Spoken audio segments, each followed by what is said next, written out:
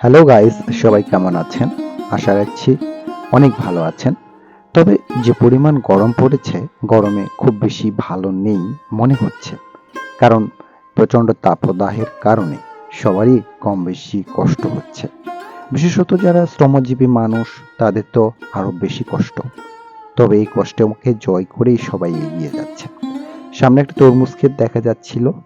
তরমুজ ক্ষেতের থেকে যে তরমুজগুলো উঠিয়ে আনা হয়েছে, সেগুলো এনে এখন রাস্তার পাশে রাখা হয়েছে। তবে তরমুজগুলো আকারে অনেক ছোট দেখতে পাচ্ছিলাম।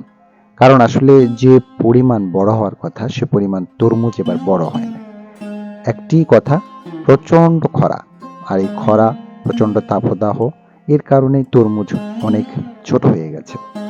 আর যারা বিক্রি করছেন, তারাও মনের দিক থেকে মোটেও সন্তুষ্ট নন। কারণ তরমুজগুলো যেভাবে বড় হওয়ার কথা, সেরকম বড় না হওয়ার কারণে তাদের ফলন অনেক কমে গেছে। তো এবার তাদের যে বক্তব্য, তরমুজের ফলন একেবারেই কম হচ্ছে। তারপরেও আশা নিয়ে এগোতে হবে। আমার ভিডিওগুলো ভালো লাগলে অবশ্যই লাইক করবেন, সাবস্ক্রাইব করবেন এবং বেল আইকনে ক্লিক দিয়ে রাখবেন, যাতে করে আমি নতুন কোনো ভিডিও দিলে আপনারা দেখতে পান। অনেক কষ্ট করে আপনাদের জন্য ভিডিও বানাচ্ছি এবং সবসময় চাইবো যে আপনাদের জন্য নতুন ভিডিও নিয়ে আসব। তো আপনারা আমাকে সহযোগিতা করবেন সবাই, এটি আশা রাখবো। প্রকৃতিতে প্রচণ্ড তাপদাহের পরে এবার একটু বৃষ্টির দেখা মিলেছে। স্বস্তির এই বৃষ্টি সবার মনে নতুন এক আনন্দ দেবে বলেই ধারণা। আর এ থেকেই দেখতে পাচ্ছি যে বৃষ্টি দেখতে খুব ভালো লাগছে। অনেক দিন হলো বৃষ্টি হয় না। প্রকৃতির আশীর্বাদ, বৃষ্টি আসবেই। এখানে সবাই অপেক্ষার প্রহর গুনছিল কবে বৃষ্টি আসবে। ঠিক বৃষ্টির পানি পাবার পরে দেখুন, এই যে লেবু গাছটি কত সুন্দর সজীবতা ধারণ করেছে। আর আজকে যেহেতু বৃষ্টি হলো, এই বৃষ্টির পরেই নতুন করে আবার প্রকৃতি তার নতুন সজীব রূপ ধারণ করবে।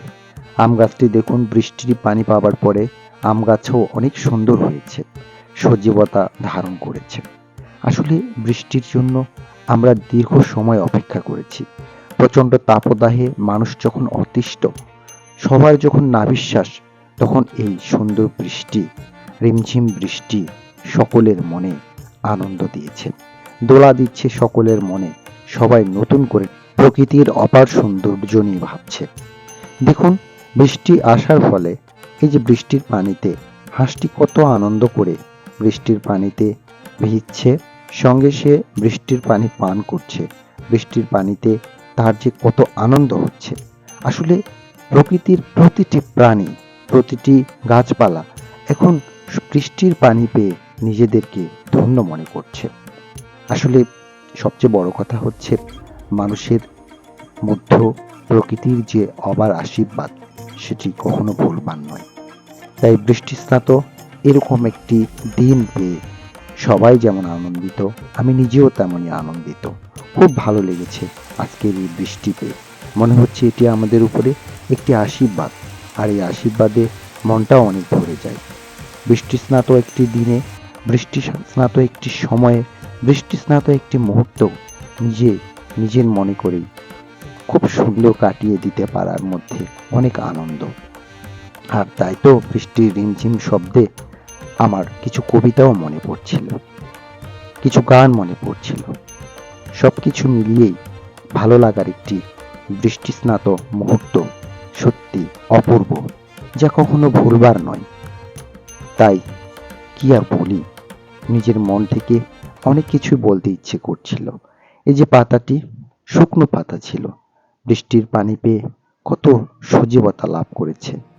এখানে বৃষ্টির পানি পেয়ে গাছ থেকে পাতা ঝরে পড়ছে। সবকিছুই দেখার মতো। আসলে প্রকৃতিতে দেখার অনেক কিছু। প্রকৃতি আমাদের জন্য একটা আশীর্বাদ। সবাই ভালো থাকবেন।